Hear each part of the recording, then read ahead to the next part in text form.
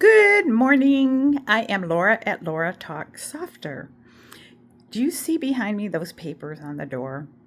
Can you see it back there? Why can't I point like back there? Okay. Anyway, those are my mom's scrubbing bubbles.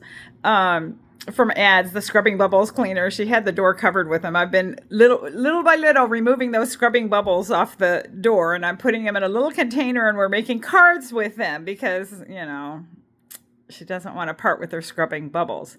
Okay, hopefully that gives you something to smile about. It just cracks me up. So anyway, I have something to talk to you about. I've been cleaning, as I've shared in other videos, and I'm not a cleaning channel or a cooking channel or I don't know what I am. I am a random channel.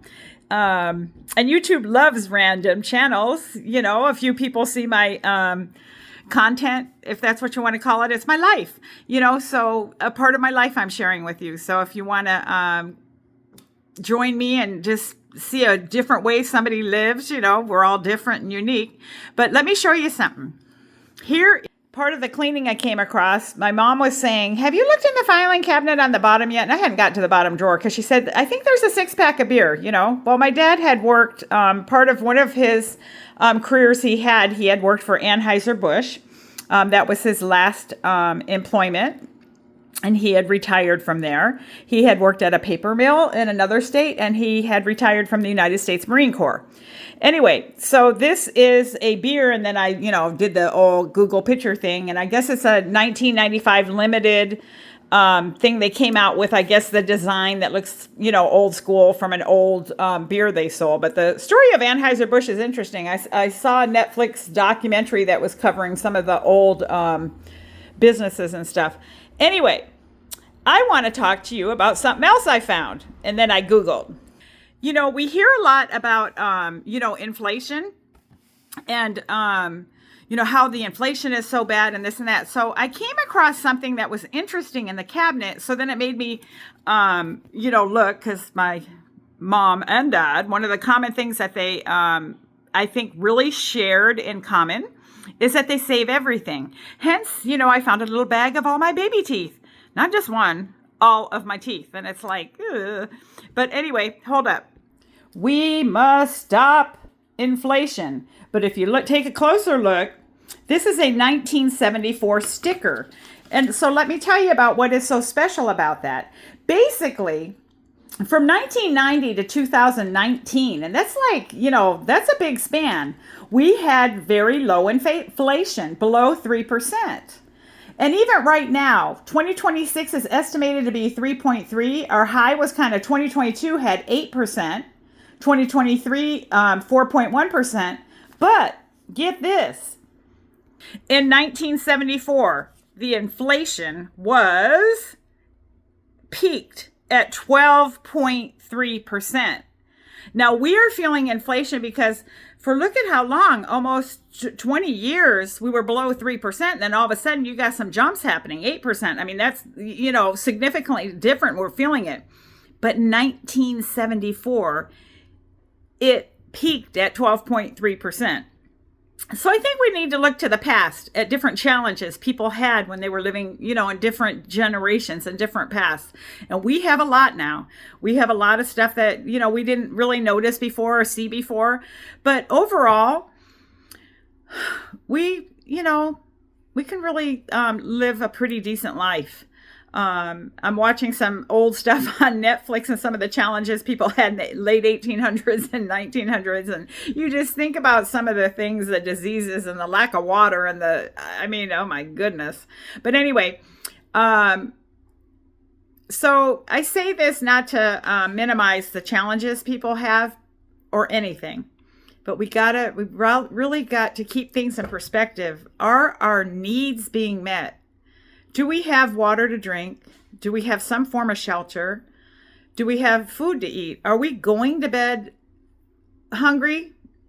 Are we having starvation? I think many people in the United States do go to bed hungry. And I think it's because the percentage of them are actually dieting, trying to lose weight. And so they're going to bed hungry. And I'm not saying this to be funny.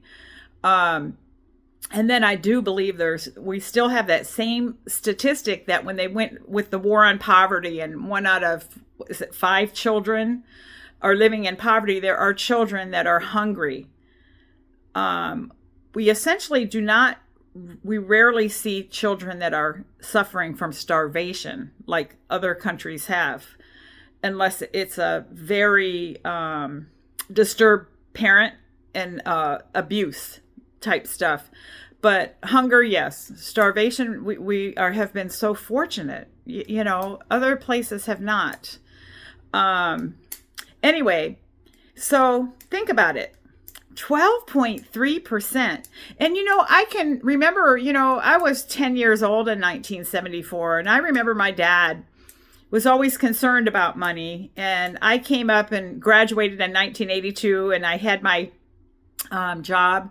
I started working in 1981, and I was kind of flippant with money, and I was making tips at a restaurant, and I had another job, and I was doing that crazy stuff. I can remember I would take my quarters and play different video games, and he was like, you need to save your money, Laura. This might be the only time to save money. And when I was living at home, he made me save all my money. I mean, it was kind of like, I don't think that is necessarily the approach to make your child save all their earnings. I think to help somebody learn how to manage money, you might want to make them save a percentage and let them figure out how to buy the other stuff. So I really, honestly, was probably the biggest dimwit with money when it came to money, because I would say I need to make X amount of dollars of tips, at that time we were called waitresses, and that will pay, my bills, and the rest is just for fun. Yay. And there was with tips, it was like I budgeted so low that there was extra money, and I was just like frivolous. Really, when I look back, minimum wage was $3.35, and then what I was being frivolous with. But yeah.